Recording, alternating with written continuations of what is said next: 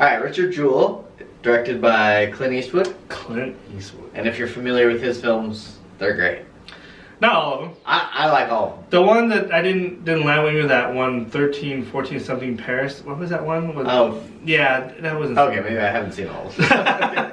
Well, that one they used the real life dudes that actually saved the people, so I think that suffered through that. But anyways, that's right. But he's directed tons of like true events. Yeah, American Sniper, Sully. Gran Torino wasn't real. But he was good in that. He was really good in that. So, Richard Jewell is about a security guard back in the 1996 Atlanta Olympics. Bombing.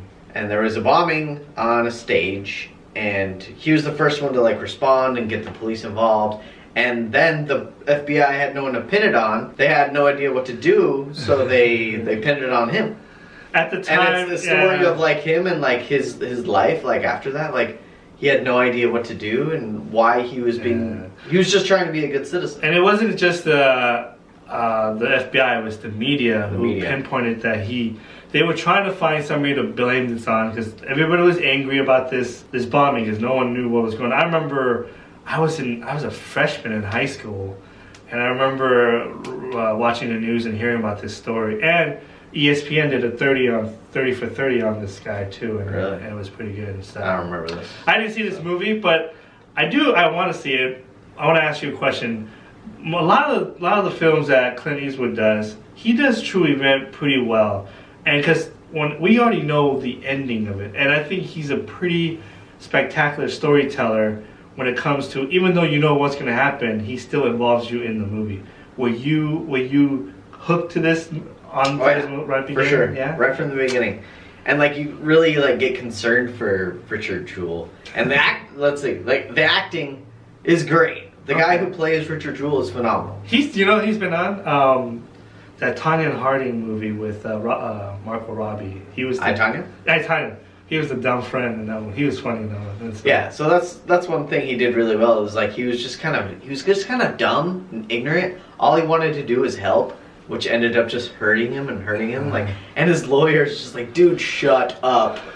And so you really feel it. Yeah. So that was one of my favorite. Now, things. This movie had a lot of controversy behind it. It's because it's an FU to the media, dude, and the FBI, and but it's not only that controversy, but there was another one where what's her name? The girl that plays the reporter? Olivia Wilde. She plays this reporter she's no longer with us. She's passed on, the real reporter.